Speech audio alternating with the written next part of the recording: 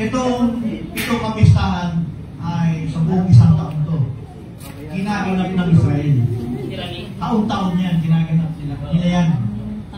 Ngayon, ang tanong, saan natin ilalagay ang ating kalagayan bilang hindi? Sa pitong ito.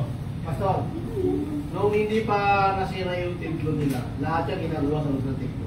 Sa templo. Kahit sila ginagawa pa rin nila to. Hindi, yung mga nung unang ginagawa nila sa templo talaga yan. Nung hindi pa nasira. Pero ngayon, tuloy pa rin ang ng templo. Kahit walang templo, tuloy pa rin. Kasi ano to eh, parang instituted ng Diyos sa kanila. Tinalaga ng Diyos talaga para sa kanila sa Israel.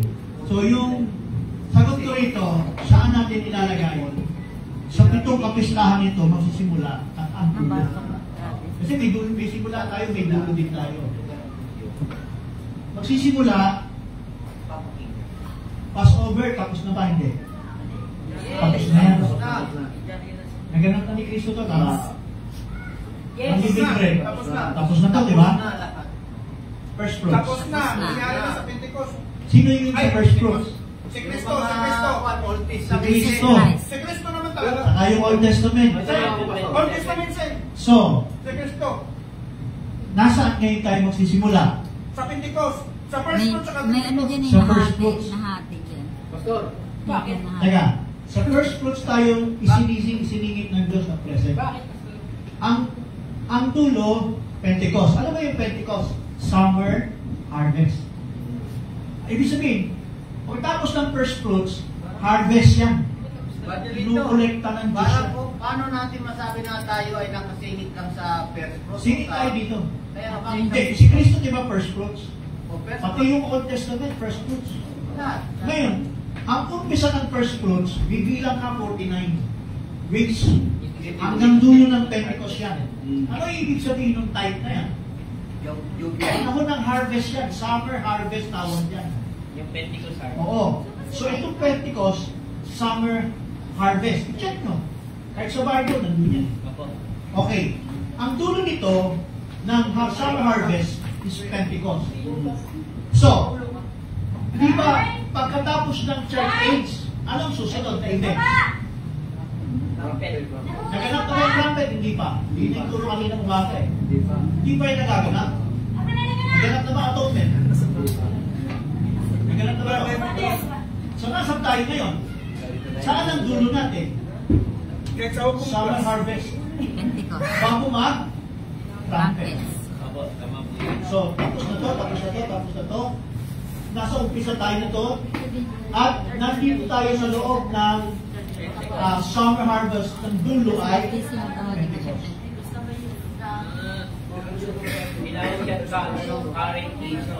Diba? At bago trumpet, ano matatapos? Diba? Matatapos yung summer harvest. So dito, bakit hindi natin nakita sa sarili natin? Kasi hiwaga tayo eh. Hiwaga ang dilim sa gitili. Ito, dilim sa dulo. Yung kapitong kapistahan ito. Pero, may mga significance ito lahat sa akin. Significance. Pero ito, panahon ko eh. Panahon ko. Okay. ano mo, Pastor? Di ba naganap na yung poor? Katulad ng unleavened bread. Naganap na siya literal, pero sa ating ganap na ba yan? Kasi may spiritual na unleavened bread. More spiritual, nagaganap din. Yun na yung ginagawa na natin every year. Yung communion natin, yung Every year, ginagawa yung natin, yun.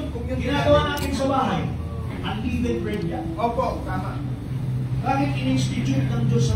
Ano yung tipong larawan bago sila lumabas ng Egypt? Hindi ba may inutos doon May instruction. Hindi ba may inutos sa gabi?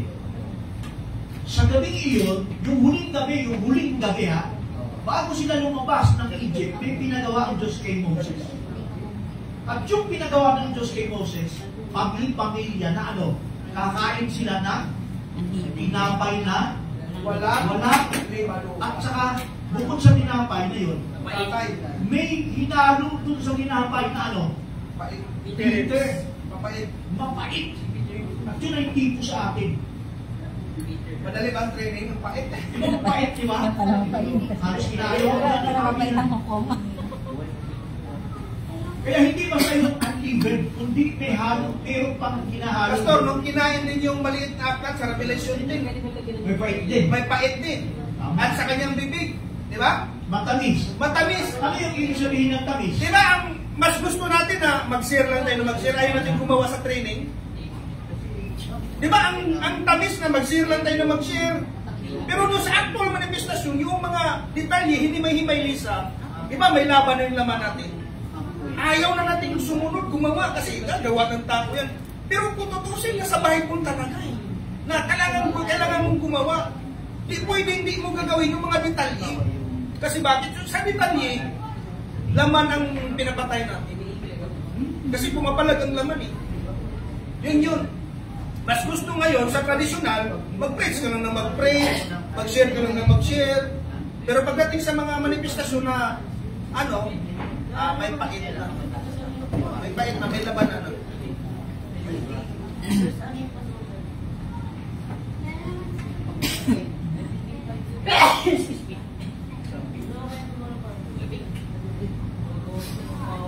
Meron tayo sa pitong nabanggit kanina na pitong kapistahan sa Panginoon, from Passover, Living Bread, First Fruits, Pentecost, Feast of the Trumpets, Atonement, and Tabernacle. Alin ang kapistahan inimbento ng Hudyo? Purim. Dinagdag lang yung pastor eh. Sunod. Ano? Hanukkah. Nalala pa na si Okay. Panay si Jay yan ah.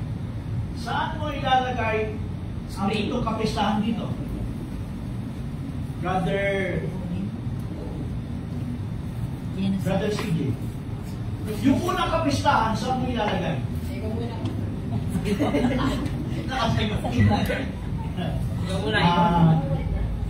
pa ito kay Brother Owen. Saan mo ilalagay ang unang kapistahan? Hindi lahat. Ano po kung saan po ilalagay? Saan mo dito? Dalawa kasi yan eh. Chart na ito. Purim saka tama yung Kristo yan. Kasi yung age po, yung may Hanukkah, month of Islam niya, nila yan sinaselebrate. Kasi itong chart na ito, actually itong chart na ito, itong kapistahan niya. Saan mo ilalagay yung unang kapistahan? Sige. Yung mga pass model po, parang gano'n. Passover. Wait lang po kita ko kanina yun. Ano yung tatlong hati? Sunod, Brother George, pakalawang kapistahan. Sunod, pangatlong kapistahan, Brother Jose. Hindi ko nakita yung bilog ah. Dito ka na, pati na tayo. Sa loob yan. May bilog ka din, bilog. Loob yan lang ang pista. Dali. Tama, sa loob ka. Saan mo ilalagay?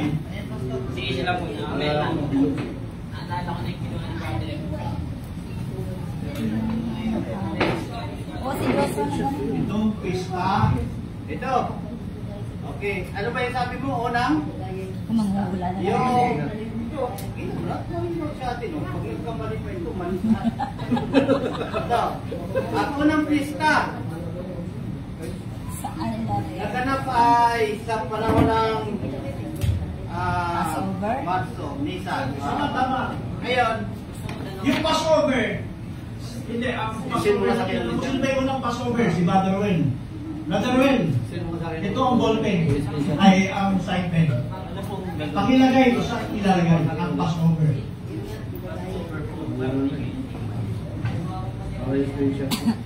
Is Purim. Bakla ka sa ilalagay. Pwede sa dulo, pwede sa gitna, pwede sa... Ano gusto ilagay? Isa lang, isa lang.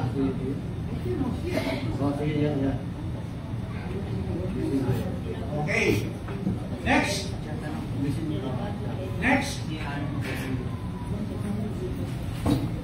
Ayan. Pinilagay na si Brother Roel. Brother George, saan mo ilalagay ang bread.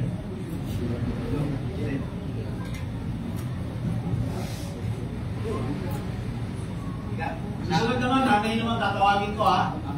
Hindi ko alam nga. Akala mo pa. Mas. Saan nilalagay ang unlimited bread? Ayon sa aking kodi ko. Hindi ko Magkasama pa. Okay. Sunod. Feast of the first fruits, Brother Jose. First of the First first fruit. Sa doon na.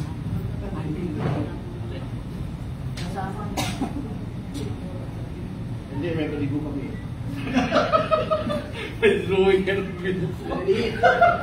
Dayan. Hindi ko pa. Hindi ko Ano sa pay kopya na ano? Alam niya? Dito na lang. Hindi, kailangan sunod-sunod yan. Ikaw, bahala ka ako sa mga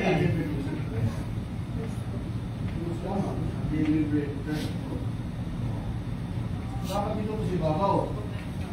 Di ba? Ano pa yan? Ano, first fruits. First fruit. Sunod sa akin yun eh. Magkasama lang yun.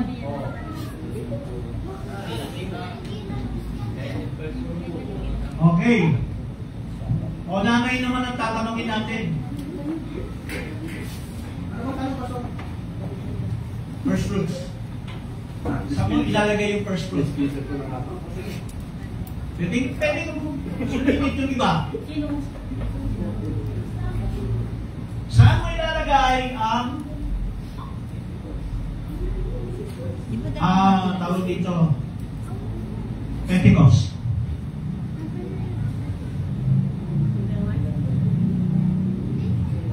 Nanay ito tatawagin ko ha. Dahil ito si Sister Lisa. Namata ni Sister Lisa.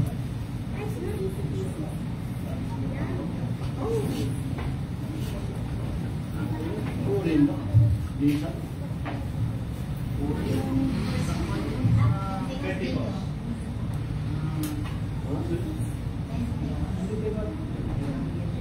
Ang purin ba? Lisan ba yung baso? Parang lisan ba yan? Sabi ko, kailangan ilagay nyo sa eksaktong ano ha? Eksakto yan? Hindi lang eksakto mo. Establish na yung apat dyan. Dagdag na lang yung puri matang ano pa eh. Dito yun eh. Sa gitna, tama yan din. Kasi yung sa Church Ages. Iwala yung Pentecost eh. Iwala eh. Dito yung ano. Iwala yung Pentecost. Iwala eh. Mabibigyan ko ng clue ha, baka malito kasi kayo eh. Dito ay Ano? Sabi ko eh. Puri, additional lang yan. Saka ano pa eh. Ano yan nakalagay? Additional. saan ang Pentecost? Expandable yung Pentecost eh. Pero yung albay na ano pa ba? Ay yung Hindi kayo ano ba? Lisan ba yan? Lisan? Pentecost na tayo. Establish na lang yung apat na piece. Yung first fruits. First pwede nyo. Saan mo ilalagay yung first fruits? Bahala kayo. Bota.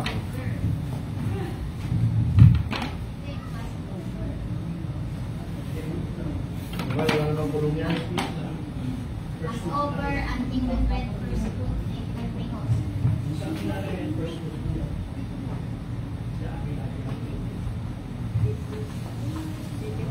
Mukhang meron, mali ako. Okay. Parang mas madali yung latte, atonement sa kaluan. Next. Bamba daw. Sister Len. Saan mo ilalagay ang Pentecost? Pentecost? O yung first fruits at saka Pentecost, saan mo ilalagay? First fruits, saka hindi ikaw pwede na maglagay. Saan mo ilalagay yung first fruits at saka Pentecost?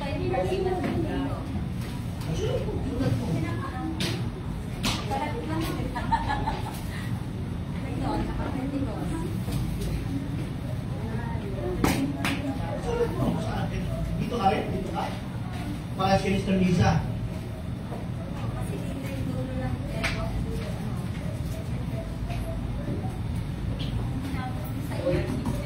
Okay, Sister Balen. Wait lang. Kabubuhay mo? Sa gitna, sa gitna. Yes, sa gitna. Sa gitna. Dito. Summer season. Dito. Kasi between ano, church season. Gitna? Okay. Harvest time. Upo na yun. O, sino next? Sister Balen. Kami lalagay ang Pentecost. First fruit sa Pentecost.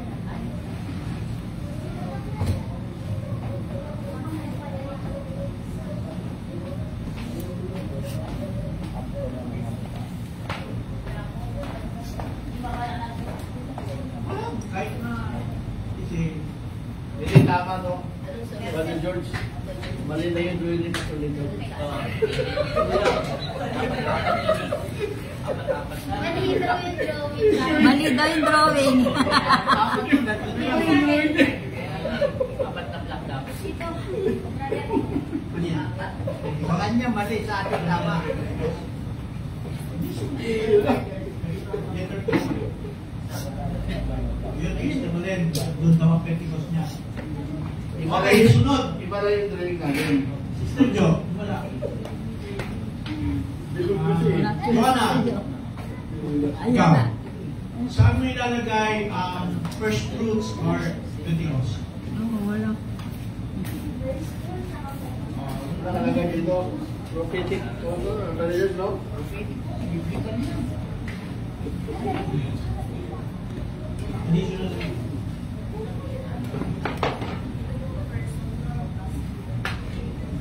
Yan ang first fruits of Pentecost. Layo.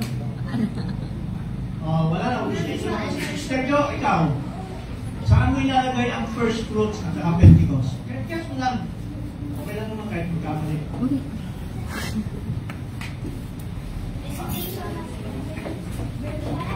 Kahit ano lang, letter lang ilagay.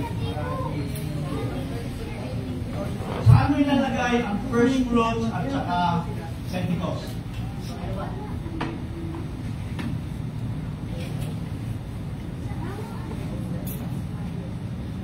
Ano nahihirap? Ako mo. Ano magkano sa akin? Ito ang first fruit mo. Okay. CJ, saan mo ilalagay ang first fruits Pentecost? Dito pa ako eh. Tapos sunod-sunod din sa gitna lahat eh. Ilagay mo.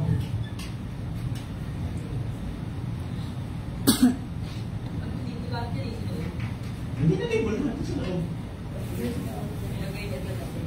Tapos ilagay natin lang sa Additional yan. bago mag-Passover, nalagay natin yung tubig. Tapos pagtapos ng kaper na eh, nalagay mo na ano. Sige.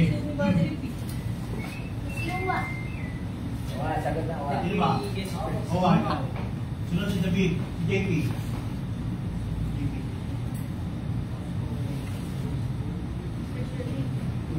Pastor, lumaya. Pastor, lumaya sa may picture ko. Because na, because saan?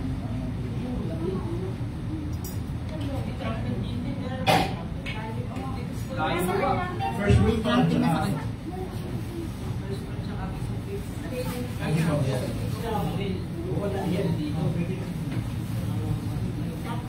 Pentecost.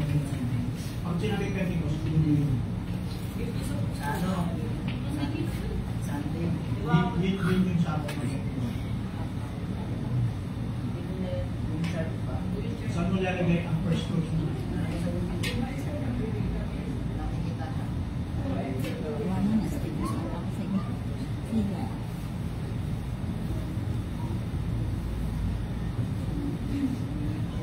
Pentecost.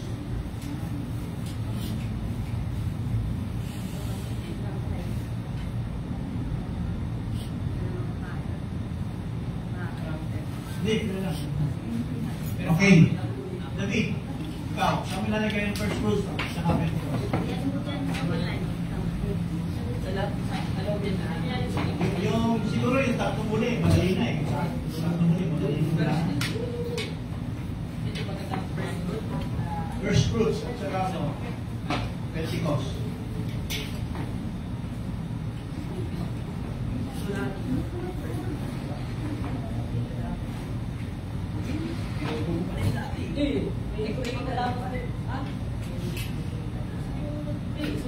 7 to. Nice. Gandit ka. Oh.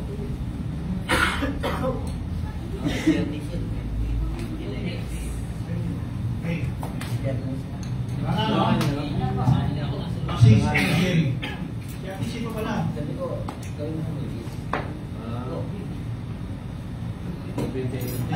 Saka masyadong dikit, no? Sa libertarian natin. Masyadong dikit, no? Sa libertarian natin.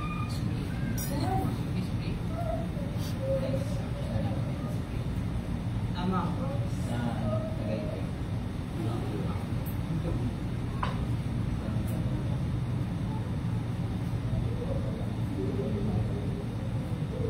Wala pa ako masyado.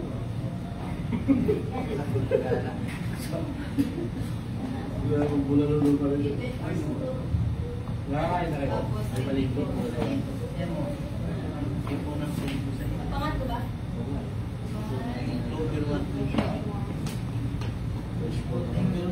So, dito ang first group na natin. Ano na kayo? First group. Hindi, iba lang yung dalawa niyo. Asa na ko? Ako, sabi pa rin yung Okay, wala na, no?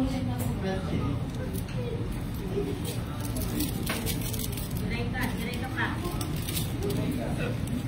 Okay, saan naman natin ilalagay ang trumpet? Trumpet, atonement, tabernacle. Doon sa dulo. JT. Wala din. Trumpet, kasi Nakasama yun.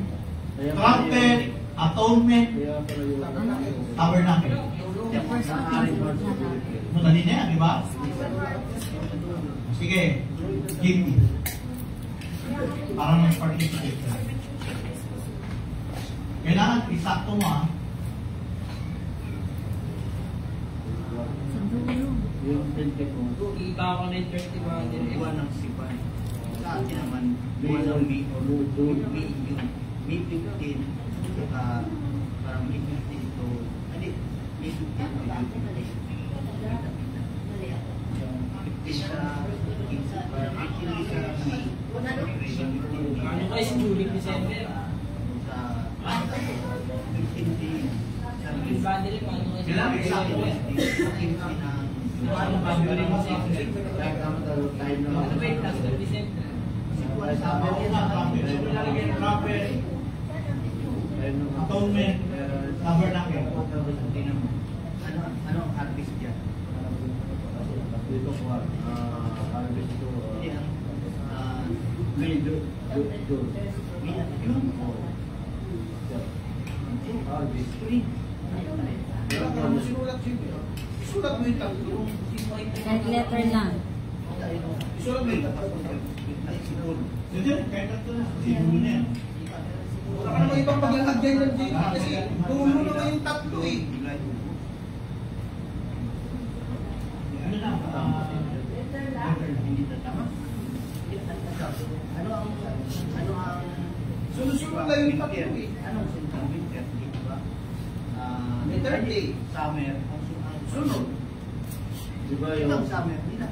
di ba yung Okay, so, yung dulo, madali na, no? Trumpet, trumpet, atonement, and tabernacle. Okay, sige. Simulan na natin, ha? Sino ang sumagot nito? First of the first fruit dito nilagay. Sister Lisa. Si Sister Lenlen. Okay, check. Tama. Tama ang Passover? Check. Tama din ang unleavened bread? Check. Pero, ito ang eksakto ng first fruits.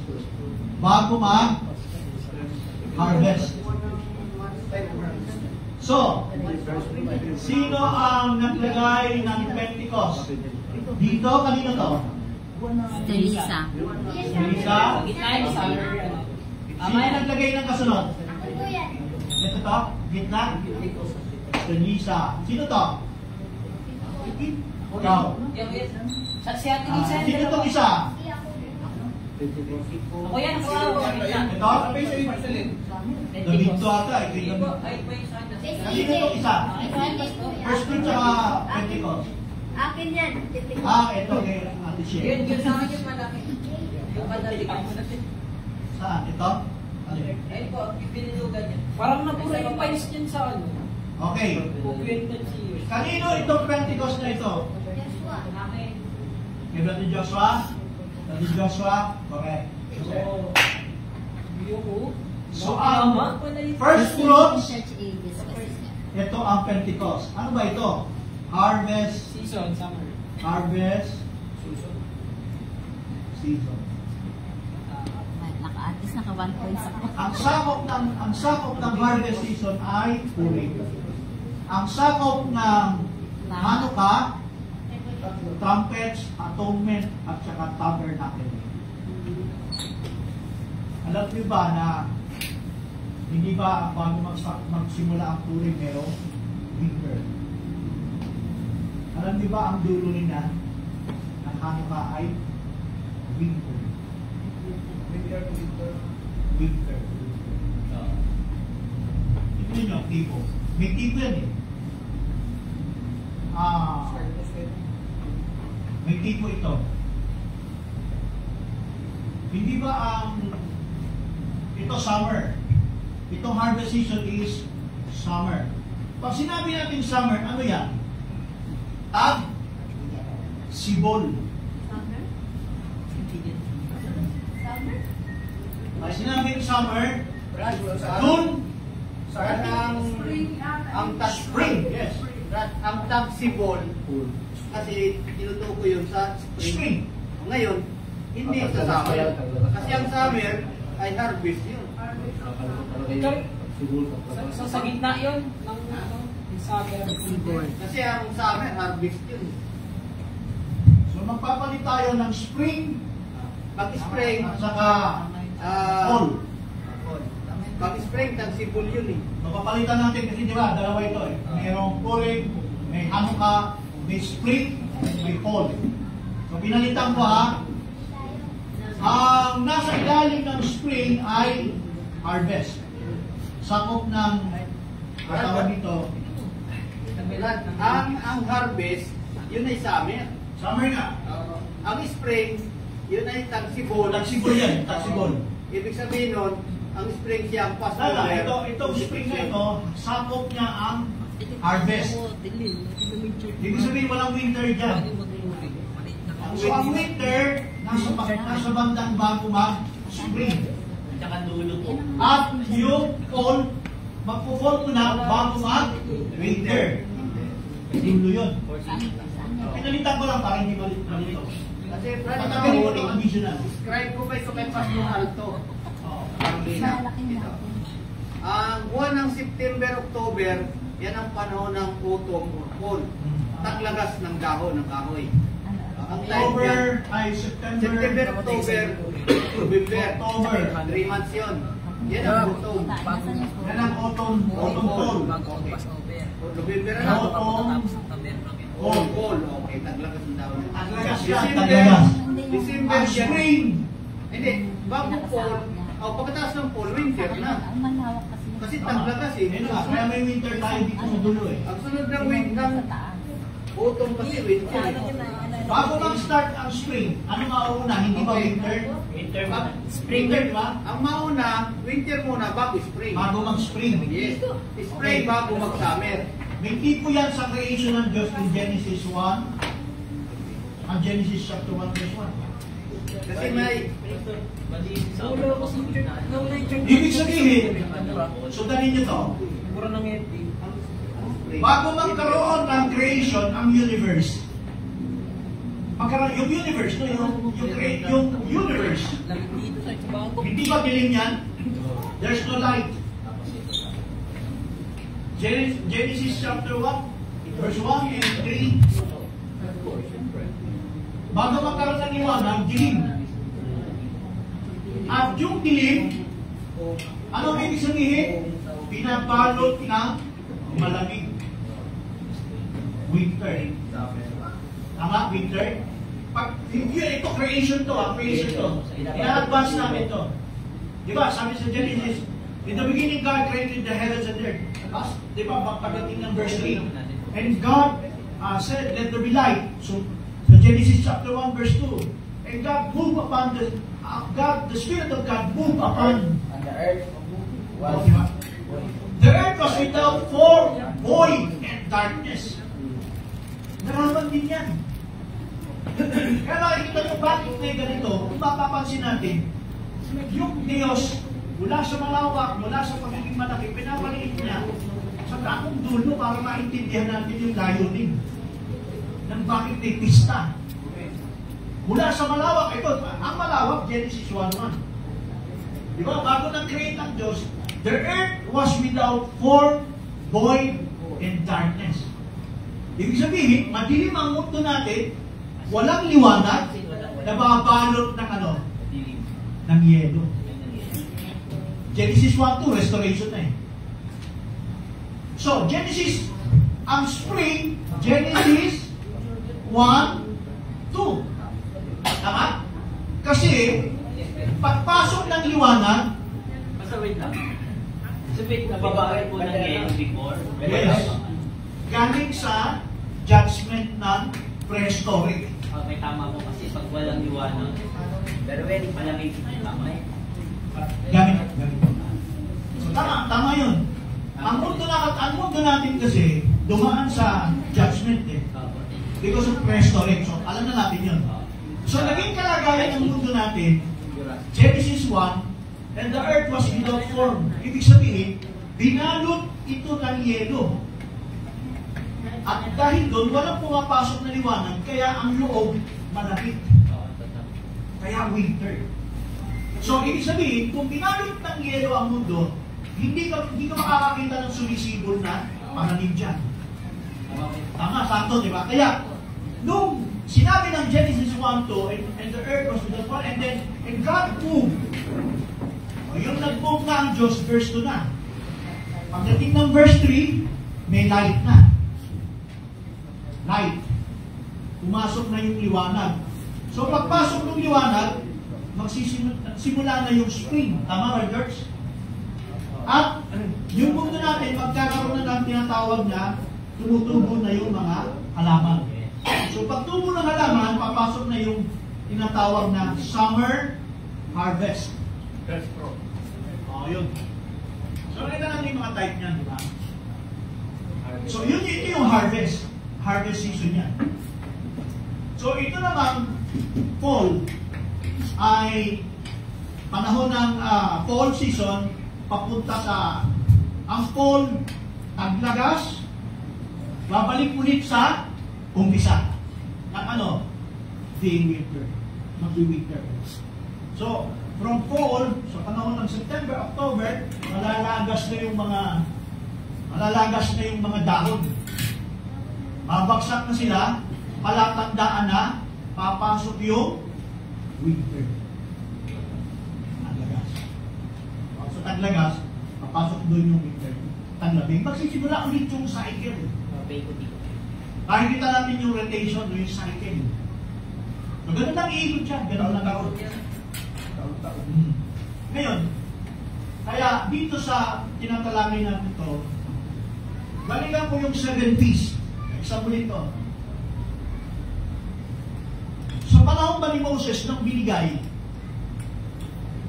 ang 7 P's of the Lord sa Mosaic Feast of Law? Ano yung mga nandun? Passover, Living bread. ang living bread, First fruits. first fruits, Pentecost,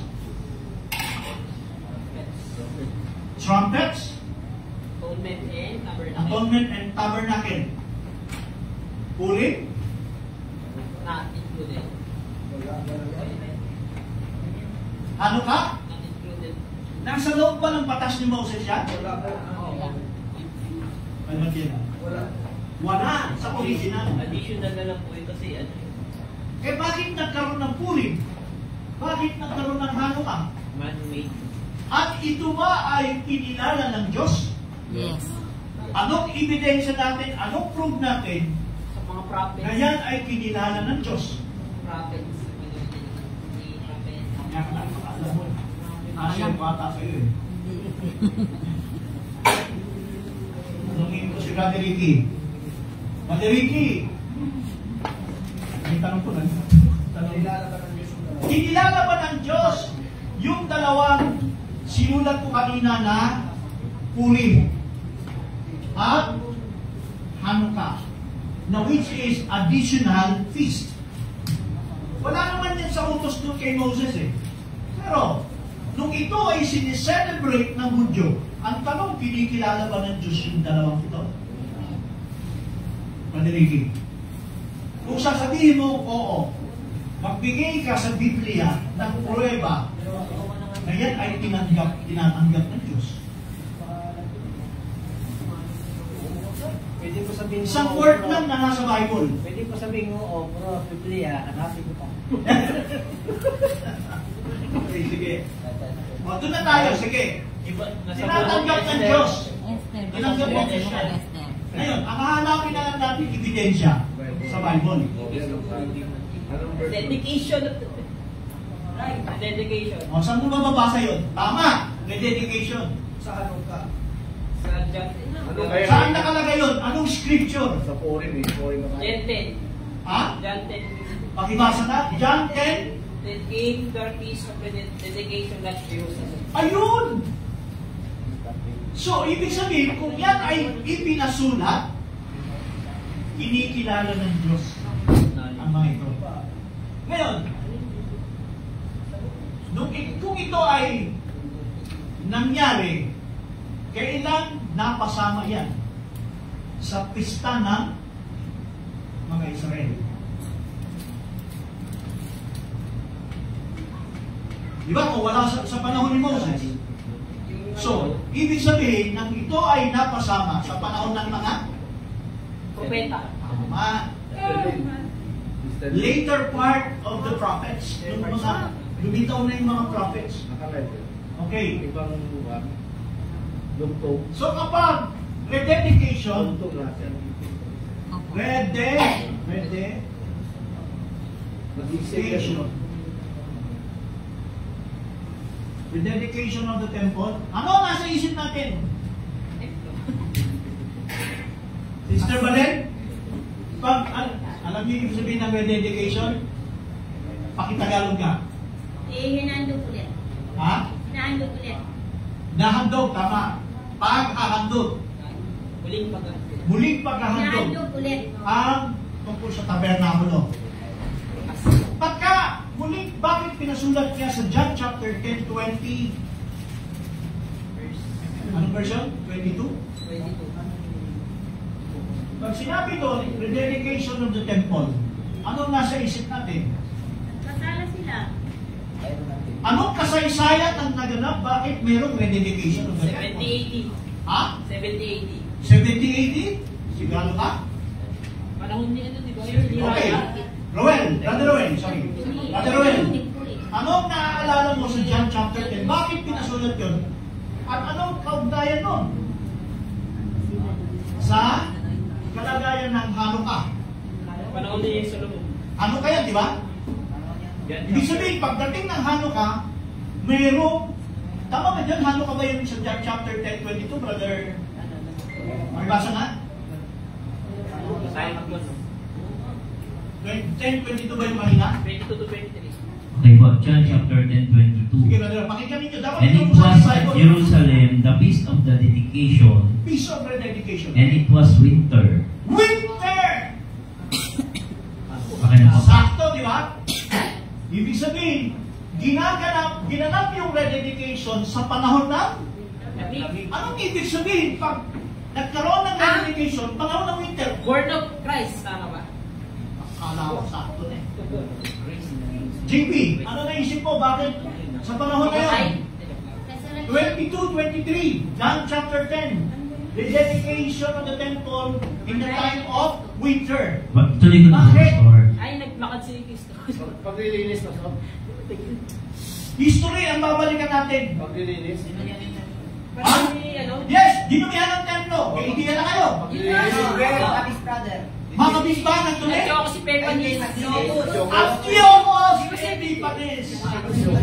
Tamis. Ang mga kabis, ang ginawa nila, nilinis. Wala yung naisip ko. Titus. 78. Okay. Inisip ko, pilinis. Madawin, tama ba? Yung dedication of the temple, tinaon ng Hanukkah. Bakit Hanukkah? Kasi pag sinabing winter, may nangyari. Ano sabi ni Christ? Tingnan nyo ha, ang significance. May sinabi si Kristo, John 20. Huwag kayong abutan Ng iyong pagtakas. ng inyong pagtakas sa panahon na taglamig. Bakit? Pero kanya nakapunpan yan, nakasip yan. Ako. Bakit? Bakit mahirap tumakas sa panahon na yan? Ng taglamig. Maraming yelo. Maraming yelo, tama. Ang pwedeng mangyari pag inabutan ka. Di ba? Pwede naman yun. Hindi ko pinusan ng sabat eh. Yung sinabi ni Kristo yan, sa panahon din yun ng winter. Bawal lumabas. Ngayon, yung sinabi ni Kristo, pagdating sa winter, may kinalaman ba yung templo? Meron. Yes. Right. Tama? So, Antiochus Epiphanes. Antiochus Epiphanes, before ata yun eh. Siya yung nakialam doon sa templo na itinayo. Magandila na alam ko. Zero. Ni Zerubbabel. Pagkatayo ng templong niyon, ay tayo ni Zerubbabel at ng mga ibang kasamahan pa. Tinatayo na. Nakialam itong si Antiochus Epiphanes. Nakita niya ng mga... Tama, di ba? Nilagyan niya yun ng mga kung ano-anong sa borloloy ito sa templo na kumbaga nang salaulak yung templo ng Diyos. Yung may nagkatay pa ng... Nabago yun. Nagkatay pa ng hayop na... Naglagay ng parang abomination to yung nagkatay sila ng baboy. Eh, masama sa Israel yung baboy. Niligit sa... Diba, karumal-duman sa kanila yun. Ang ginawa ni Antiochus, nagkatay sila, dun mismo inano yung baboy sa loob. Ang tawag dun, profane. Profane ang tawag dun, nasa laula yung templo. Paano sa atin ngayon? Kumakain ng baboy. Kasi Kung tikit tayo sa mga Israel. kasi si Antiochus kasi ay isang, Vegan. kung di ako nagkamali, parang Syrian siya, di ba? Hintin talaga yan eh. Kumakain talaga ng baboy talaga yun. Lalo na lechon daw. Oo, yun na.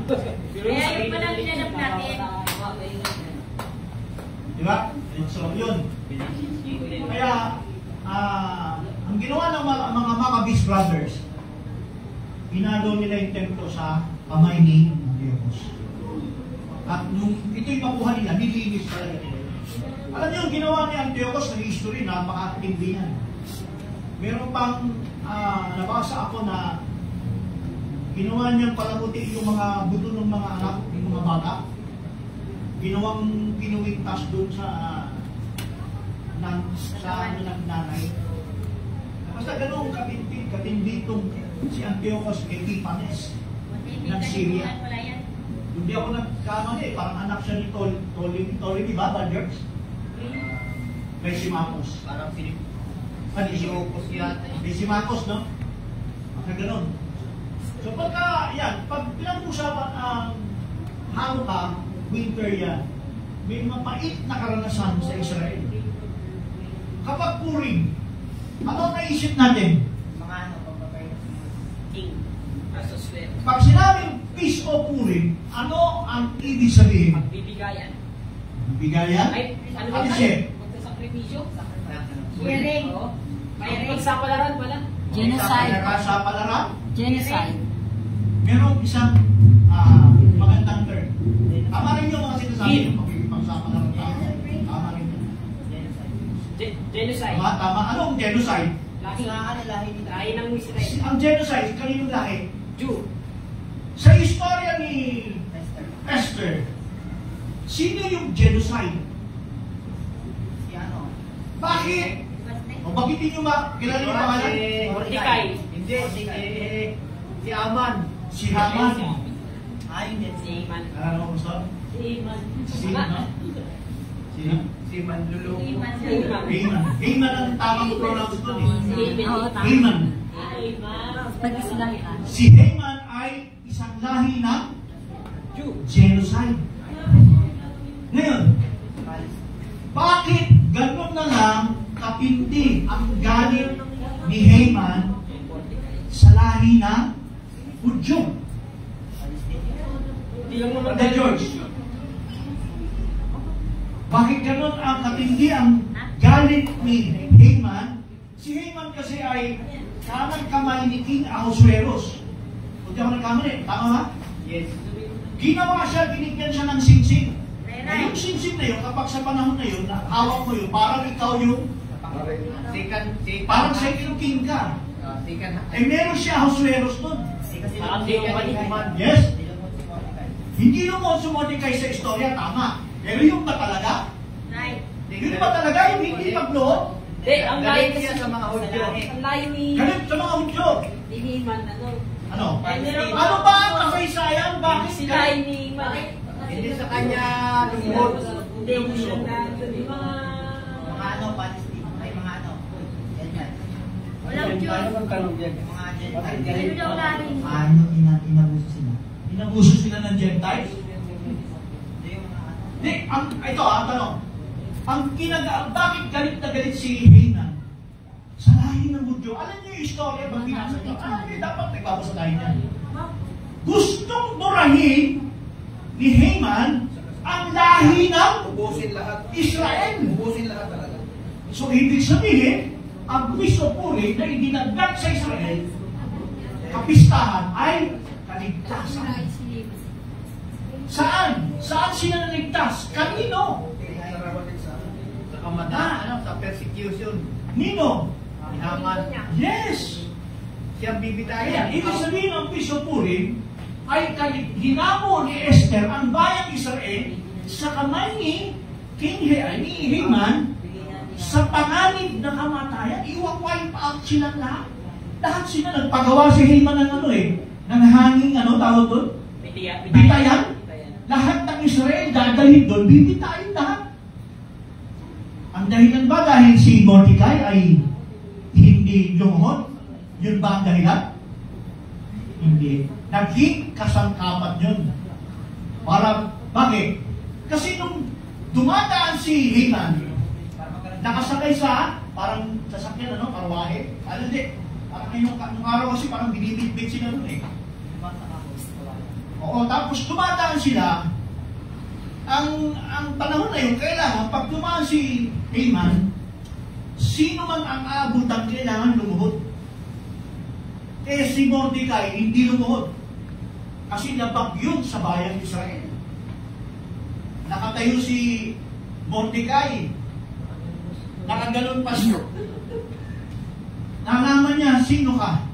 Nalaman ni Haman na si Mordecai ay isang Hudyo. Ang kinagalit ba ni Haman ay dahil sa hindi pagluhod? Hindi. Kaya yun ang tinatanong ko sa inyo. Ang kinagalit niya ay pagiging Hudyo. Kaya mga Hudyo takot ka pag sinabi na, are you a Jew? No. Kasi bakit? May pumapatay sa kanila. Galit sila sa Hudyo dahil may background ng Hudyo noon. Kasi ito pwede niya. Malaki. Magsimula pa kay Saulo. Magsimula pa kay David. Anong inuutos ng Diyos? Ubusin ko yung mga yan. Hindi. Kaya pala ginikira lagi ako ngayon.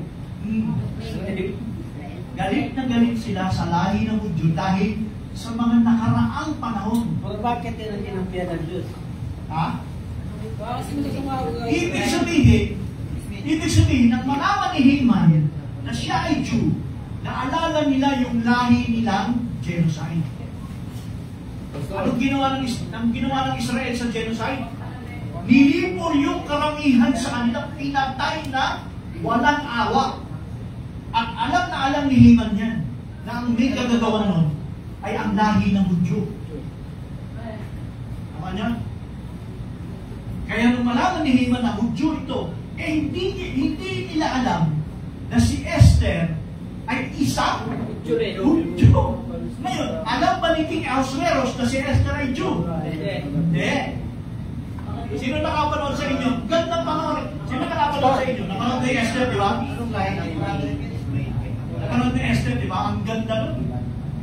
Nakakaiyak nga yun. Tututusin pag pinanood mo. Maintindihan mo yung istorya. Anong lahi tayo? Kahit basahin mo lang ang book Esther eh. Hanggang chapter 10 lang naman ang Esther eh. Pastor, ano yung lahi ni Haman? Genocide. I-type na. Genocide. G-E-O. Genocide. Palestine. Kaya wala pa nung galit talaga. Sentence pinagag. Galit. Kahit ang Hudyo, galit din sila. Ang panahon. Una yan. Palestine. Kaya, yun ang istorya. Ngayon, yung Peace of Purim is a piece of salvation sa kamay ni Haman na isang genocide. Kaya, tinanggap ng Diyos yan bilang additional feast doon sa 7 feast of the Lord. Ano nila ginagawa ito? Ano bang sinay? Okay, tingnan nyo sa ano. Tinatanap nila ito. Sasabit sila ng pagkain. Nagre-regaluhan sila eh. Parang Hanukkah din. Nagkakaroon sila, may pagkain, nagsiselebrate din sila. Parang pista din talaga yan. May mga ano pa yan. Sa Hudyo kasi iba yun. May mga tela-tela pa yan, may mga kung-ano pa yan. Sasabit nila sa ano. Oo. May mga kulay pa yung tela. Pero ang ano na lang natin doon sa atin, pinukuha natin yung essence na ano bang pista ng Purim na mahalagang bagay yung niligtas sila ng Diyos. Ay, niligtas sila ng Diyos sa pamamagitan ni Esther. Paano natin kung sa amin yan?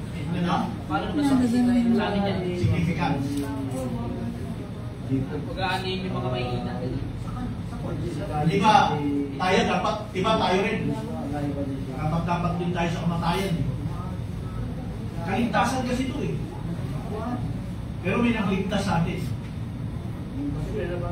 Di mo yan.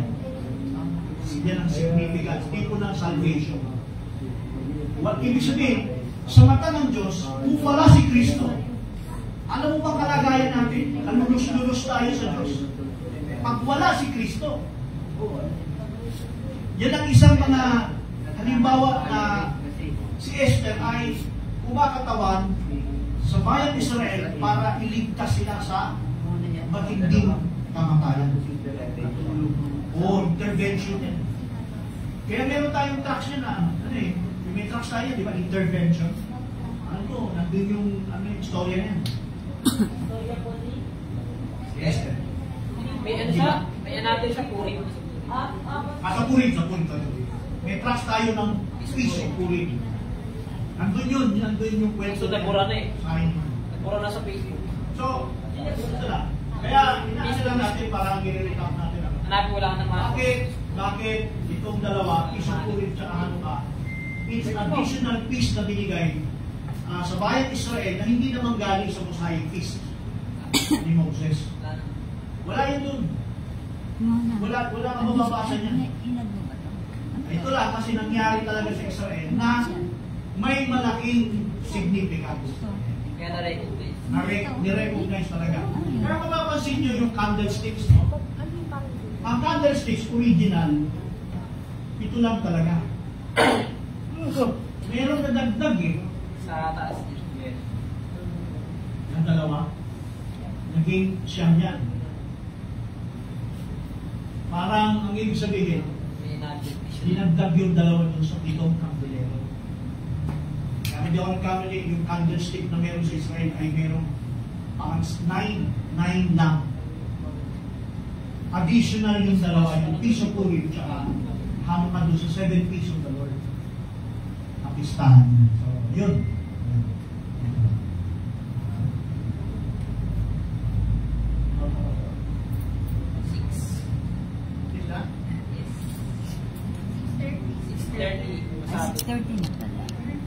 Basic. Yun, tama.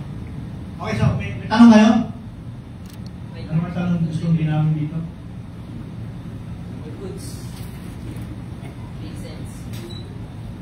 Yung sinabi ko dito, tipo ito, winter to winter. Yung kanina, 7 feast, naisigit tayo doon sa summer harvest season. Andun yung time natin ngayon. Sinabi ko kanina sa 7 feast, hindi din para sa Israel. Pero hindi lang, kasama tayo. Na habang nagsiselebrate alam niyo habang nagsiselebrate ang pistang ito para sa Israel. Ito nung ginagawa ng Israel hanggang ngayon, yung ginagawa nila hindi nila alam. Pero, yung ginagawa nila, alam natin. Tama ba? Yung lalim nung, yung sa kanila mababaw, na kultura lang. Nakasanayan nila sa panahon pa ni Moses. Tanong ako. Sige. Ulit lang ginagawa. Right. Yung Purim at saka yung Hanukkah ito ay event sa time nila Easter, ibig sabihin ito ay sa Old Testament. Ngayon, ang Pentecost ay New Testament. So ibig sabihin, dapat ang Pentecost ay labas doon sa timeline ng Hanukkah. Labas. Labas. Pero dyan ay parang Bago.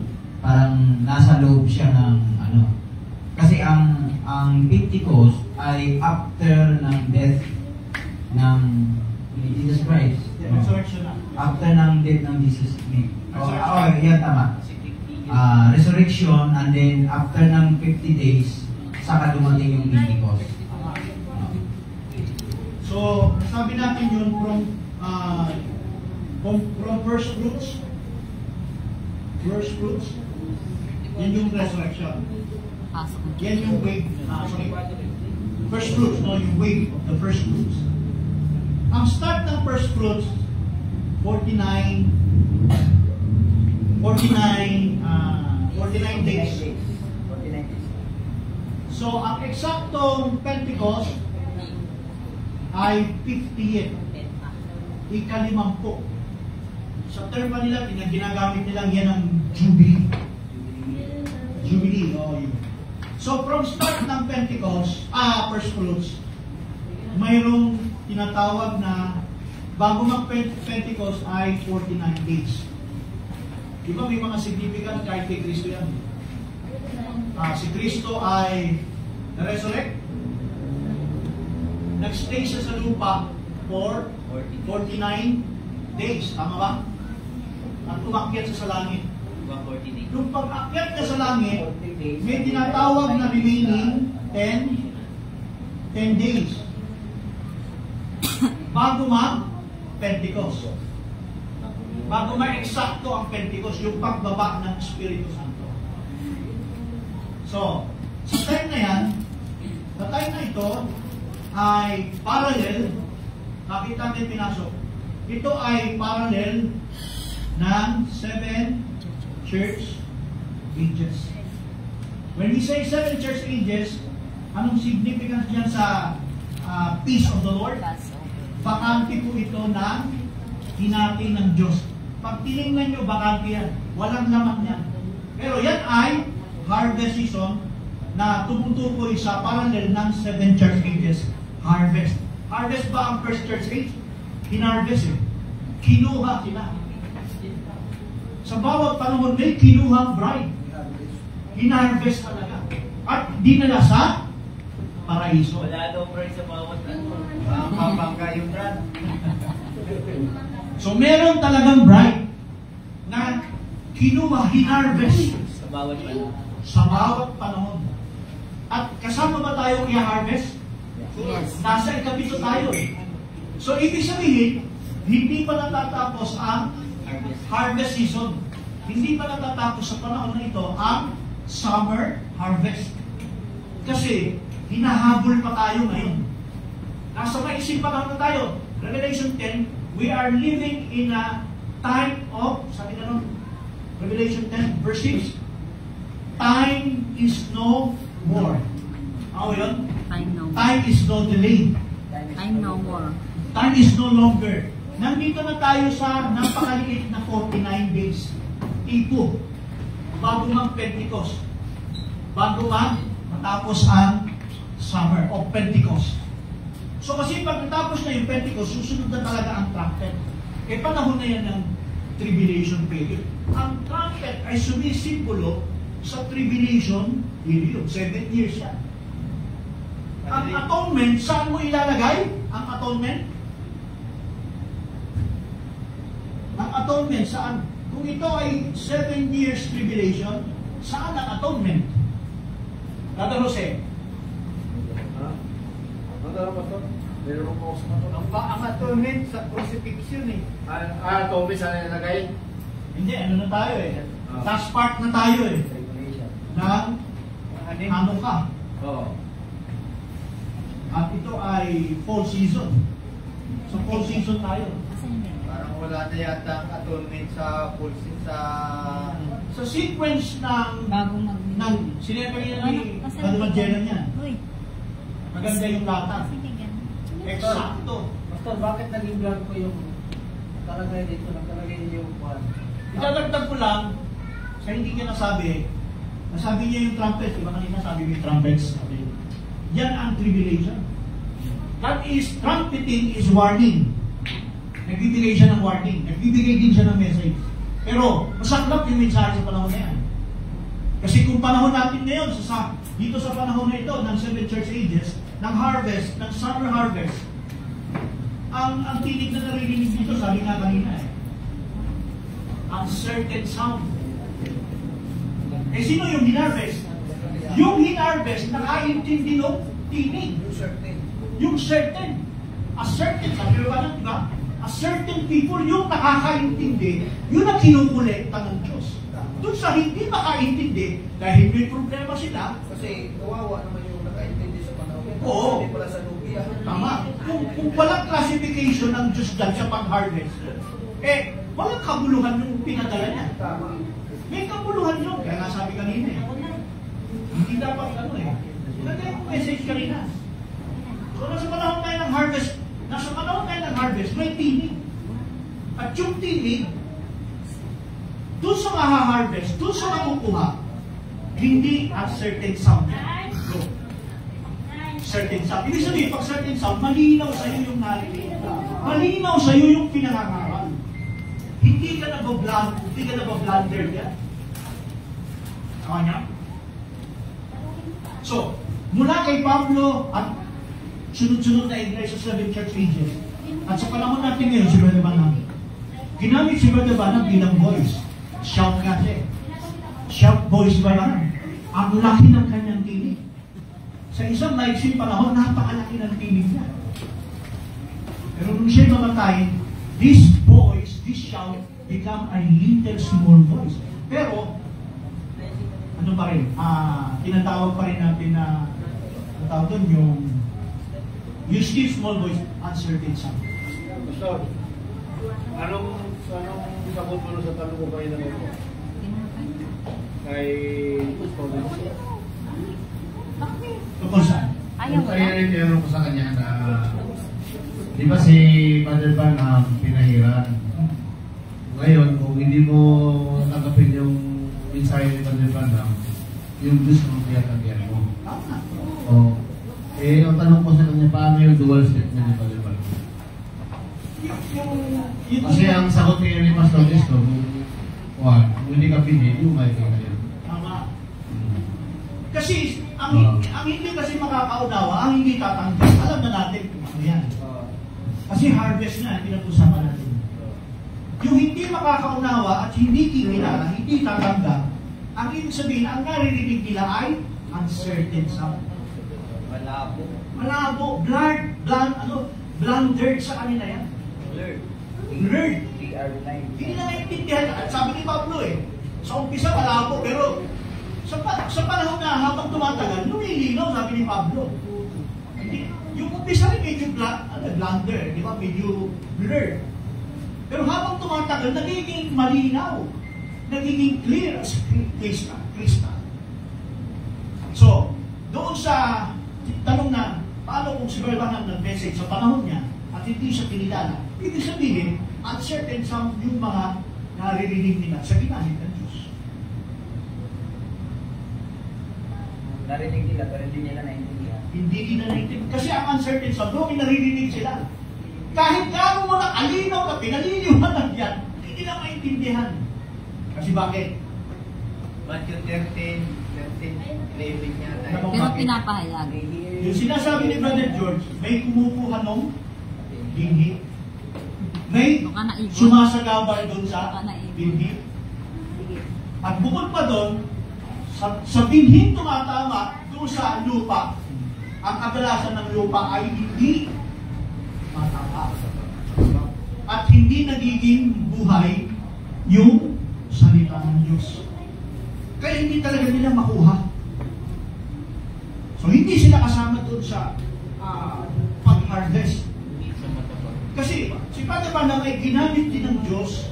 At hindi lang siya, sabi nga ni Brother Branham, hindi lang naman siya ginamit. Meron pang ginagamit sa panahon natin ngayon.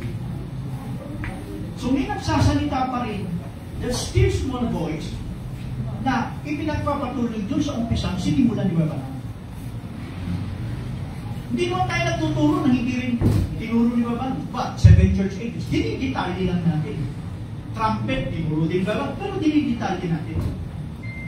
Kasi ang trabaho ng after ni Brother Branham, perfection message na eh.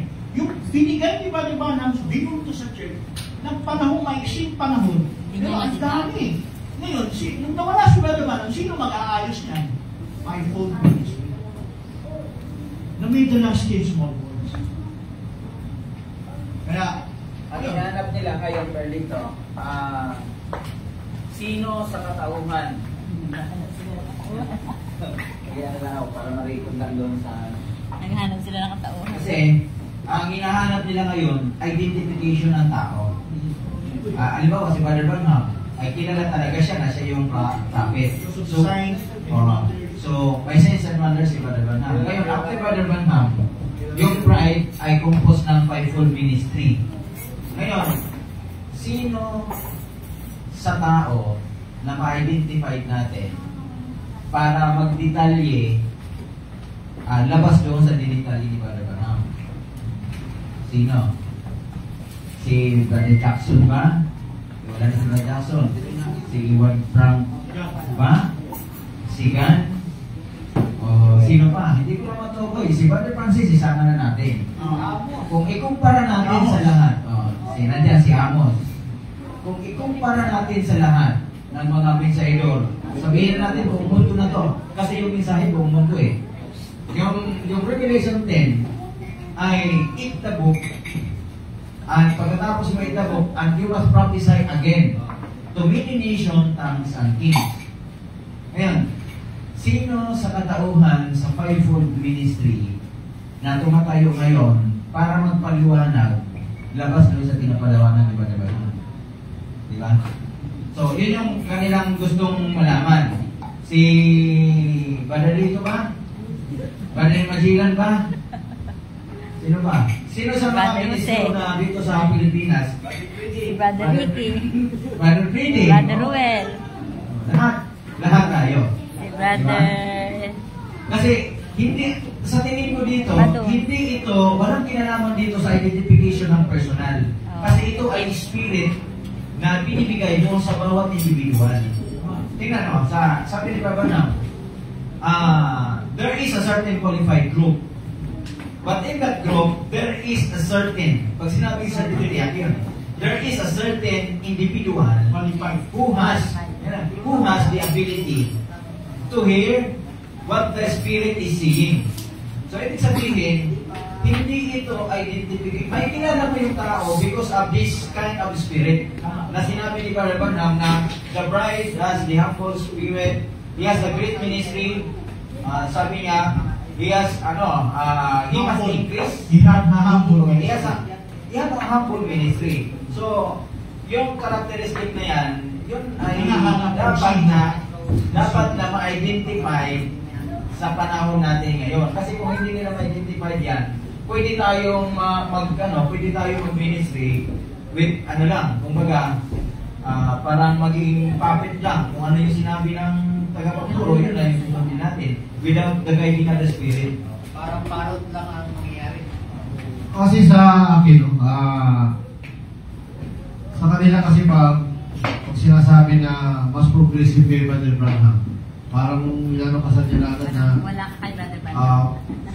yung Brother Branham napapagaling ng patay. Yung mga miracle na ginawa, doon kinukumpara. Oo. Oo, may ilaw. Yung patay is na, binubuhay. Kaya mo bang gawin yan?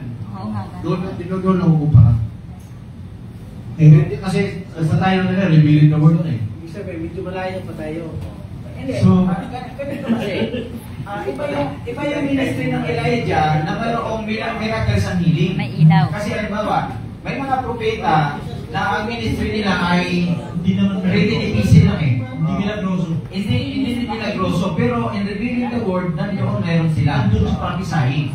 Mayroong specific lang na gift na binigay ang Diyos sa specific time.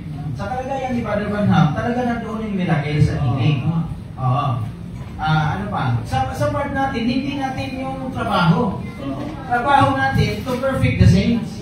Yun yung fivefold ministry. Para yung sinahanap nila eh. Oo. Wala tayong pag-usapan dyan kung signs and wonders, hindi ganon. Kasi sa part ng third full ministry ni Brother Branham, wala na signs and wonders yan. Kasi pagpapatunay na yan ng salita. Kasi revealing the word na yan. So, sige ba naman, ang problema kasi talaga, naghahanap sila ng Tao. after WMD, naghahanap kasi sila ng tao talaga na tawag nito, na parang for identification na ikaw talaga ang kikilalanin na ikaw ang kasunod ni Brother Branham. Pero kung unawain natin mismo ang Biblia, ang gifts kasi o kaloob, hindi rin ito nangangahulugan na sa isang tao lamang ito makikita o masusumpungan. Isang na, tsaka Kasi walang exclusively na isang tao lang kasi gifts nga eh. Di ba yung fivefold? Kaya nga nandoon yung apostle, prophet, evangelist, pastor, teacher. So ibig sabihin, yung limang mga kaloob, 5 gifts na gumagana yan sa iglesia. So ngayon, ang tanong, ang pinakasagot natin dyan, kung ang pinapaliwanag mo sa iyong pagbabahagi ng salita ng Diyos, at ito ay konektado na malinaw siya, lumiliwanag sa Biblia, hindi ba natin pwedeng sabihin na tama ang iyong sinasabi? At dapat kang paniwalaan kasi bakit? Maliwanag ang iyong sinasabi sa Biblia, lalong lumiliwanag at lumilinaw sa Biblia, which is yung sinasabi mo, nakukonekta doon sa Biblia. Pero halimbawa, nagpapaliwanag ako bungko sa Biblia. Kaya mahalaga ang pagkabiriyan ng puso na hindi ka kaagad magsasara. Kung aralin mo, ang pagkabiriyan nga, hindi ka lang sa isang tao, kundi lahat, daanan mo, kaya nga tumpak ang iiwan, iituwi, at saka tubig. Kasi ang iiwan, lahat suyod yan sa labas Tapos yung tuwi, suyod din sa lahat ng mga kapatiran. Tapos yung tuwi naman, suyod din, dahil sa may natutunan ka sa iiwan, may natutunan ka sa tuwi, sa lahat ng mga kapatiran, nakukulikta mo na, pupunta ka ngayon sa tubig. Ano ang gagawin mo sa tubig? Yung lahat ng natutunan mo. I-share mo, mag-Bible study ka sa tagalabas, sa mga kakilala kaibigan mo. At the same time, mag-share ka rin, mag-Bible study ka rin sa loob mga kapatiran para magiging buhay ang iglesia.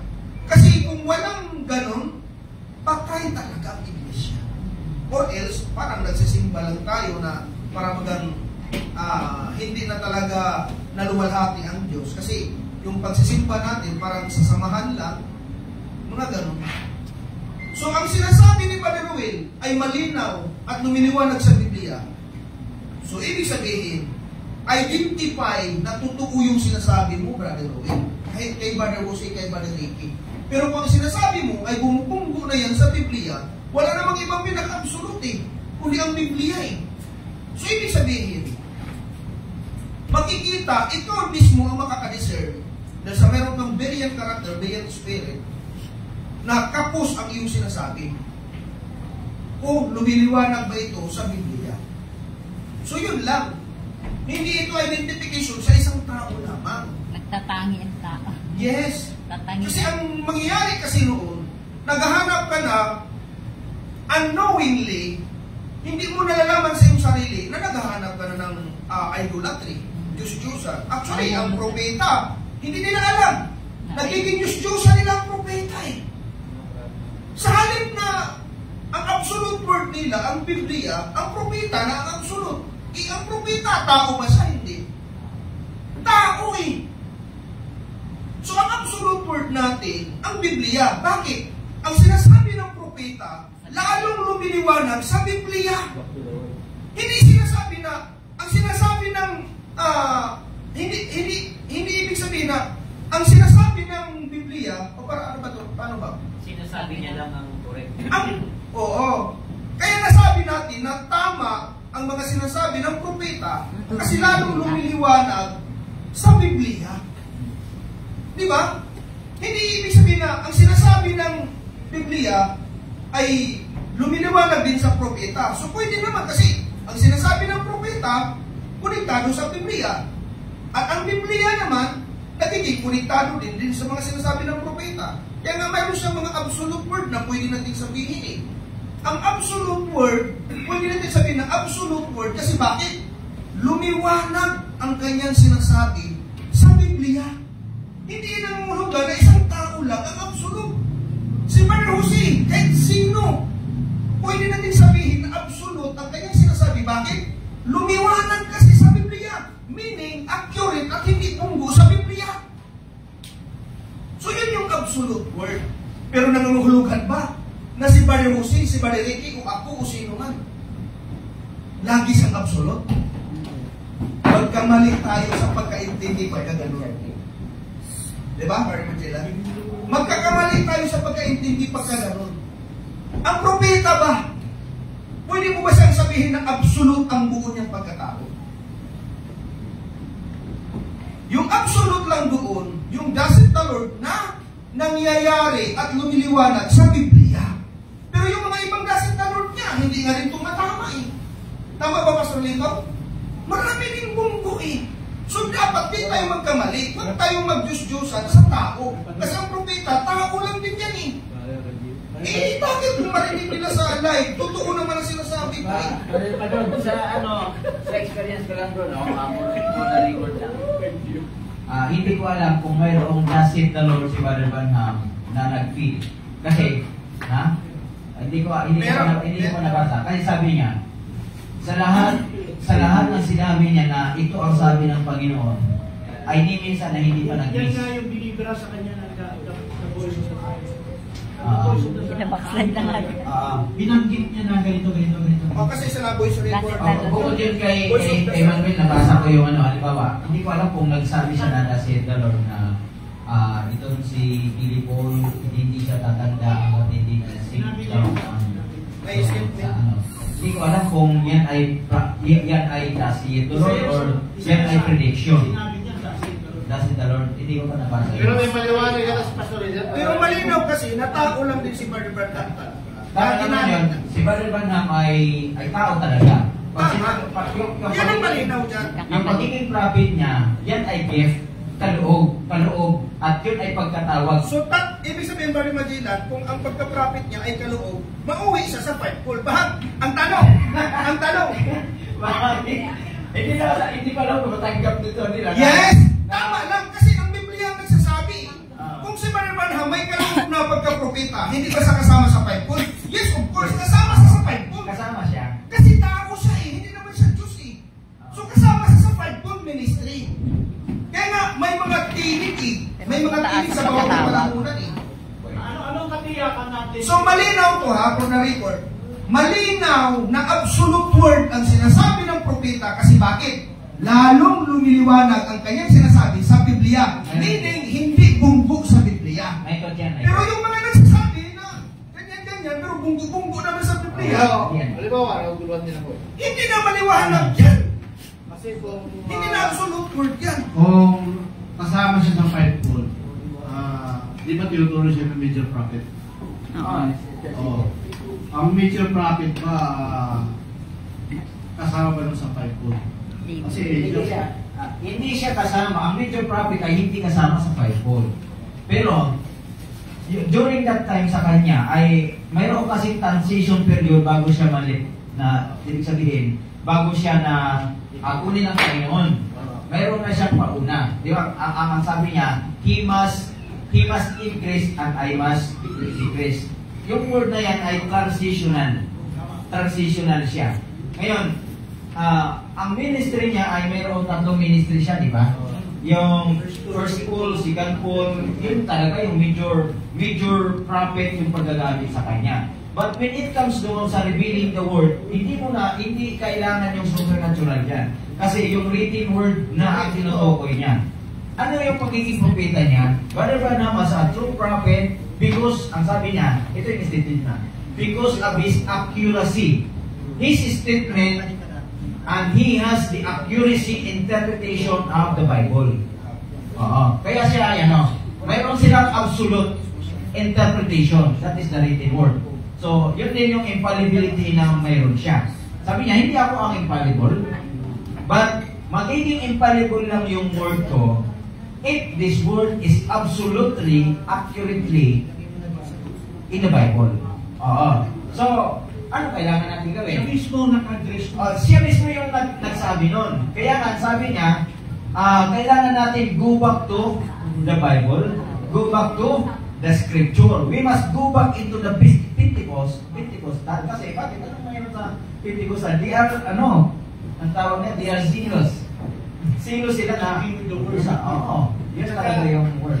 Parpatira, may tanong sa'yo. Merong mga message verbal na pinabanggit eh. Katapos mag-pray siya, sabi, ano pisan mo na sinasabi ko, ako nagkakamali, hindi niya ko lang tingnan. Usapin, anong pagkakamali. Kaya ako mismo, hindi ko alam na nagkakamali ako. Sinabi rin ni verbal na niya. Yun yung espiritu na dapat natin makuha. Yung, kailangan mo, you are stand, correctly, o corrected, sa bawat pagkakataon. Maganda yung ginagawa niya kasi, halimbawa, para bagang nagmamalabis na siya. Kaya ang tinatanungan ni Brother Branham, hindi kung sino-sino, kundi yung Bible mismo. O kaya kung pumunta sa isang lugar, ayun, yung Sabino Canyon, napakaganda yung, testimony niya. Nung sabi ng mga tao na, tawag dito? Bago mo lang nabasa yan, tagal na natin pinabasa yan. Oo, pero wala akong blanco ako dyan. Pero nung nabasa ko, nagkaroon ako ng apoy. Nagkaroon ako ng apoy. Hindi ko rin napukusan. Narinig ko, sabihin mo yun, narinig ko yan. Kaya itong muli na, ano ba itong sinasabi nila na sabihin mo kanyon? Kaya I started to search kung binasa ko talaga ng buo. Nung binasa ko ng buo, talagang umiyak si Brother Branham dyan. Talagang umiyak talaga siya. Meron silang kasi yun ang highlights ng kanyang tatakbuhin ministry. Oo. Ngayon, sabi na kasi ng tinig ng anghel, sabi niya, go to S. Mayroon kasi, mayroong nag-blasting sa kanya, nag-start down, sabi niya na hindi ko maintindihan. At ito ay hindi ko pa na-experience before. Pero bakit ganito yung kalagayan ko? Ngayon, nung ginagawa niya yun, sabi niya, go to West o go to S. Nung pumunta hindi niya alam kung saan Tapos meron daw lumalaki, papunta ng West. So, hindi niya alam. Kaya pumunta siya sa Sabino Canyon, dinala siya ng Panginoon doon. At umiyak siya, Panginoon, hindi ko naintindihan ito. Ano itong mga bagay na to? Ngayon, mayroong anghel, sabi niya, mayroon kang another ministry na gagampanan to take this message. Ano yung message niya? Yun yung third pool. O yung third pool, pinapaliwanag niya na. Ngayon, before, sabi nila, hindi na kailangan na ipaliwanag ni Brother Branham yung 7 thunders. Pero kung susuriin mo, dyan sa statement niya, paliwanag, hindi sa isa niya. na yung 7 trumpet. Revelation 6:1, yung Revelation chapter 6 verse 1, hindi yan apply dito sa Revelation 10:7. At hindi yan apply dito sa panahon ng blowing of the trumpet. Yan apply sa panahon ng 1963. Naano nyo yun? Hindi apply yung Revelation chapter 6 sa Revelation 8:1. Yung coming of Christ, yung opening of the seventh seal. Yung Revelation 6:1 ay apply sa 1963. Yung blasting ng seventh seal. Yung revealing the word. Kasi binuksan na yung silyo eh. Di ba? Yung Revelation chapter 5, binuksan na yung silyo. So, itong silyo, Revelation 10, ay sinilyohan ng 7 thunders. Di ba? Pinapasulat kay John. Hindi alam ni John kung ano yung detalye nung silyo, nung 7 silyo, di ba? So, gusto niyang isulat lahat na in detalye, pero hindi binigay kay John. Kasi mayroong ministry ng Revelation 10:7. Nakita ni John, nakita niya. Nakita ni John, pero hindi nakita ni Father Branham through the 7th angel. Link na lang. Ang sabi daw sa binasa ko kanina, na there is an angel, 3 in the left side, and there is 1 in the upper, in the top, at mayroon pang sa baba. And 1 angel was the prominent breast out, sabi ng gano'n, it is, sabi niya, ito ay kakaiba. Ito yung kakaiba sa akin. Sa lahat. It struck me that give us an attention. Ano siya na ibig sabihin, yung sinasabi mo kasi, nakita niya kompleto. Kompleto. Tapos yung ikapito, ano siya na parang na-amaze siya. Kasi kakaiba sa lahat. Ayun yung sinabi niya. Kaya, ang sabi nga, nung opening of the one seal ng yung first seal, 1 thunder blasting out, and 7 messages sealed out. So, mayroong 7 messages. Ano yung 7 messages na sinilihan? Yun ang mga bagay na hindi may paliwanag ni John, although alam niya yung symbols. Actually, naipaliwanag niya na, naisulat niya na. Naisulat ni John, pero yung detalye ni John, hindi niya alam. Diba? Sabi niya, diba sabi kasi, ang kapaliwanag niya, yung ano na. Actually bro, yung 10:3 o 6 niya, sa 6:5, mayroon pa dito, binawalan siya, di ba sabi? Sabi niya, John, close up the book, seal the book, 7 thunders, and write them down. Actually, yung binabawal sa kanya, nagsulat niya, hindi yun sa laman mismo ng amin. Ang ibinawal, yung ikapito. Kasi, yung ikapito kasi, kasama yung mula 1 hanggang 6. Ngayon, bakit blanco yung ikapito? Kasi yung laman ng ikapito, wala pang nakaalam nun, wala pang nakakita nun, liban kay John. Si Paliwanag, hindi nga niya alam eh. Kasi there's no one in heaven, in earth, tsaka under the earth, diba? Sabi ganun. Yung nire-reveal yan. Pero, nangyari kay John, ibig mo sabihin si Brother Branham, parang, ang ibig mo sabihin, nakita ni John, pagkatapos ni Brother Branham, hindi nakita, ibig sabihin, ang dating kay Brother Branham, parang na-surprise siya, o sasabihin pala ng Diyos, sino ba natin yung di alam niya, kulang paliwanag. Kung paano alam ni John, yung laman ng ikapitong selyo, sa panahon ng church ages, kasi ang laman ng 7 seal ay the whole entire church ages yan eh. Lahat ng kaganapan dyan, lahat ng detalye dyan, laman ng 7 seal yan. Ngayon, alin yung hindi ipinasusulat kay John? Tinuro ko na Sunday, yung voice of the 7 thunders na hindi rapturing faith. Kung paano ka magsasalita si Kristo eh. Yung labas ni Kristo, alam ba si Kristo, di ba? John 5:28-29, when the Son of Man shall speak, lalabas si Kristo dun eh. Paglabas ni Kristo, bibigyan na ni Kristo ng tinig from the 7 thunders. 7 thunders, tapos na yung church ages, rapturing faith yun eh. Ang ibibigay ng ikapito, laman ng ikapitong selyo, ay voice of the 7 thunders. Hindi rapturing faith. kundi supernatural, voice of the supernatural, you to have a glorified body. Yun ang mangyayari na hindi ipinasulat. At ang pwede kumuha niya, yun ang 7 chapters. Uunahin kasi, di ba, 1 Thessalonians, 1 Corinthians 15, and the history in a great, the twinkling of an eye, di ba, may voice eh. Biglang bubuhayin yung mga patay. Yung mga binuhay ng mga patay, yung dinarvest from the 7 church ages na may rapturing faith. Hindi ka kasi pwede mabigyan ng bride ng glorified body na walang rapturing faith. Confirmation na lang, pali. O, confirmation yun. Kaya nga, matatapos mo na yung 5-fold eh. Magpe-perfect mo na ang bride. And then, pag na-perfect na yung bride, darating ngayon yung 7 thunders spirit yun ha, na yun ay magsasalita, you to have to receive glorified body. At yun ay sa tapos na. Pastor, may tapol na. Si Barbanam, bago siya namatay, di ba? Nagawa naman na yung hiling ng Diyos. Ngayon, bahagi pa siya ng yung glorified body. Ang mangyari sa Hindi pa glorified body si Barbanam. Naghihintay pa rin siya hanggang tulad ni Pablo. Sagutin ko lang itong mabilis na tanong. Anong purpose ni Brother Branham? Si Brother Branham ba ay Old Testament prophet? Yes. No. Kung hindi siya Old Testament prophet, siya ay New Testament prophet. Okay, bakit? Anong kakaibahan ng Old Testament prophet? Ang Old Testament prophet, pag gumagamit sila ng Thus saith the Lord, ano nangyayari? Hindi pwedeng absolute yan. Hindi pwedeng hindi mangyari.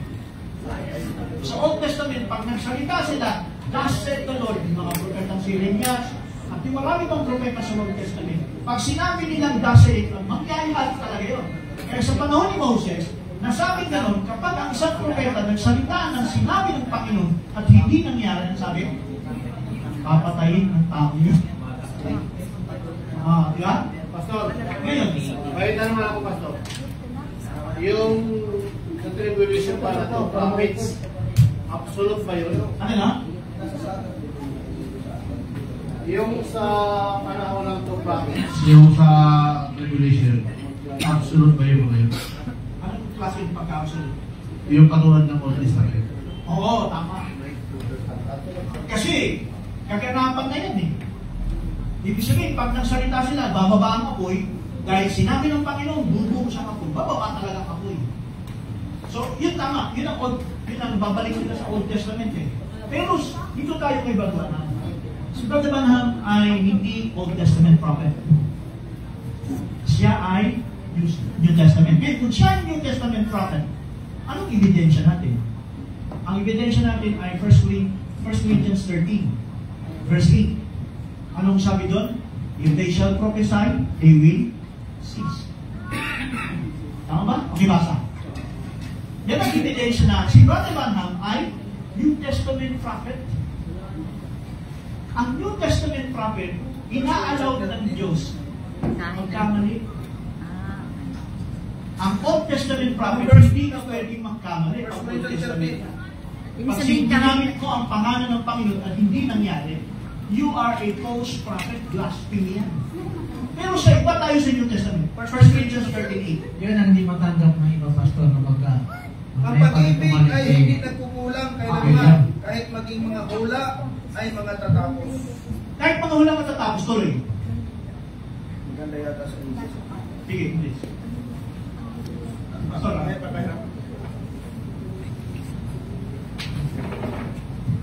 For the record, charity never faileth, but whether there be prophesied, they shall fail. They shall fail. Whether there be tongue, they shall cease. They shall cease. Natitigil din. Whether there be knowledge, it shall vanish away. Hindi ba sabi ni Pablo sa unang bungan? If there shall be prophecy, prophesy yan, ibig sabihin, propeta yan. Propeta kalagayan yan. Ano sabi? It shall be failed. In other words, pagdating pala sa New Testament, ang prophets, prophecies, they shall fail. Oh, They shall fail. Prophecy, prophets yan. They shall fail. Pero ang bungad, no? Yung charity never fail it. Never fail it. Grabe, no? Pagkabirayan yan. Grabe. So, yun lang ang never fail it. So yung ibig sabihin, si Brother Branham, bahagi siya ng New Testament prophet. So yung thus said the Lord niya kahit na magkamali. Oo. Si Brother Branham, kahit gumamit siya ng thus said the Lord, hindi man ito mangyari. Sinabi talaga, Yan ang tao ang ganda naman ito, no? For we know in part and we prophesy in part. Di ba tayo, nagpa-prophesy naman tayo as in part, no? Sa yung mga natutunan at malinaw na hindi bubunggo sa Biblia. So, halimbawa, mayroon tayong parang something na prophesy na sa isip na natin, sa sarili lang natin, kung hindi ko tututukan tong aking anak na wala siya dapat na bakanting oras o anong tawag natin dyan sa English, yung idle time. Pag napabayaan ko tong aking anak, malamang mapapariwara siya at mapunta siya sa pagbarkada at ang kanyang puso ay instead na pangunahin ay ang ministry o ang salita ng Panginoon. Ang kapalit at kahalili nito, kung mayroon siyang bakanting oras at napapabayaan siya, ibang bagay na ang habol nito ang pangunahin. O hindi siya mag-focus sa ibang bagay, sa paghanap buhay, sa trabaho, o sa negosyo, o sa kalayawan ng mundo ito. Parang ganon. So, yan yung sinasabi dito na for we know in part and we prophesy in part. So, mayroon tayong nakikita na pag hindi ko ginagawa ito, posibleng mangyayari ito sa aking anak, sa aking asawa, sa aking pamilya. O prophesying yan. Ang dugtong pa dito, but when that which is perfect is come, then that which is in part shall be done away. No, ang ganda, no? Ang ganda. Datapwat kung dumating ang sakdal, ang bahagya ay matatapos. Yung bahagya, yung in part dito, na pansamantala, yung in part natin, matatapos din pala yun pag dumating na yung sakdal na kalalagayan. So, mawawala na siya. Yes. Yung parang lahat ng childish things, pag dumating na yung pagiging perfect matusakdan na kalalagayan, wala na po yung lahat. Yes. Kaya mahalaga, o makinig David JP, kaya mahalaga talaga ang ginagawa nating training na in-involve natin ang ating mga anak, lalong-lalong na sa mensahe na ito pag hindi kasi natin ginagawa yung tatlo, yung EE1, EE2, EE2B, at the same time, yung sinasabi nating DBBS. Pag wala po yan, malaking bakante po talaga ng ating pamilya. Lalo na sa ating mga anak. Diba? So, nasa panahon kasi natin yan eh. So, ibig sabihin, pananagutan ito natin sa Diyos kung hindi natin ito ipapagawa, kung hindi natin ito magagawa. Kasi nasa ating panahon yan, dinatnan tayo ng salita sa panahon na yan. Diba? So, yun yung in part natin, na gawin natin. Kasi bakit? Kung mawala man tayo, wala tayong pananagutan. Diba? So, yun na. Sige, hindi ko na muna sasagutin ko lahat kasi ma-overtime tayo. Mamaya siguro kung may time pa. Ganito, sino yung Chronicles series?